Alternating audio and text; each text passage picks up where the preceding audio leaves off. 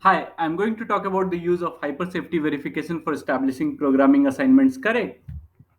And for want of time, I'll move straight to what led to the idea. So we are looking at the problem of evaluating programming assignments, which is typically done with the help of a set of input-output pairs, or testing as we call it. But testing has limitations. Besides, we were interested in verifying the correctness formally. This can be attempted only if there is a formal specification of correctness available, which is typically a formula in first order logic. But these formulas are not easy to write. So in our setting, we assume that the teacher makes a correct implementation available for evaluation and that may act as a formal spec. The problem therefore reduces to that of equivalence checking. This relates to the topic of hypersafety verification and we'll see why. So hypersafety verification is the task of verifying k-safety properties, and a k-safety property is one whose violation is witnessed by at least k finite runs of the program. For example, determinism is a two-safety property. Non-determinism can be witnessed by two program runs and no lesser. Those runs, of course, would start from the same input but produce different outputs.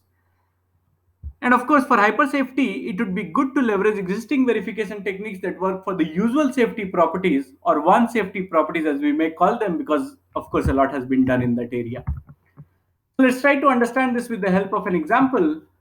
Suppose the assignment problem was to write a program that adds the first n natural numbers given n. And for simplicity, let's assume that the students and the teachers' programs look the same. So now to prove that the two programs always give the same output for the same input, we can put these programs together one after another and add an assertion in the end that the outputs must match, as you can see in the function main. I've appended variables with t and s to denote that they belong to the teachers and the students' copies. So you can put these programs together and place an assertion in the end, but to verify this composed program is not an easy task. The components need to be analyzed completely. What I mean is that one needs to derive that the sum in both the cases equals n into n plus 1 by 2 and are therefore equal to one another. But as you can see, this may require complex invariants. For example, in this case, it requires a non-linear invariant. So a sequential composition is a way out, but it's not a very useful one.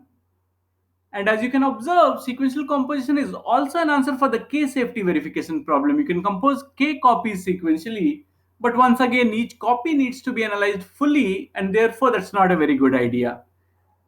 But this problem is being addressed for hyper-safety verification, and therefore we can rely on those techniques to solve our problems here instead of solving these problems separately again. And that's the idea.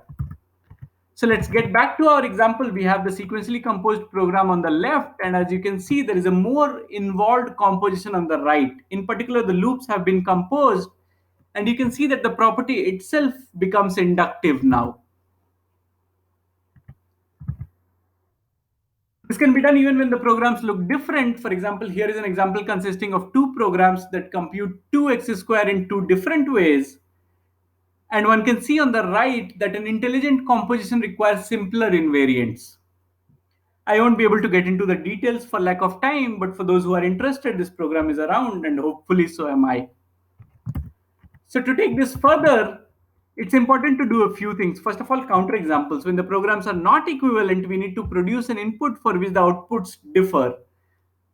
We also wish to work towards the scalability of this approach, in particular, whether being limited to two safety can be exploited in any way.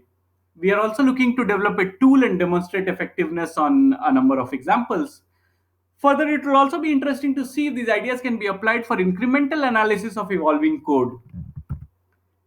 Well, that's all that I have. Questions and comments are always welcome, of course.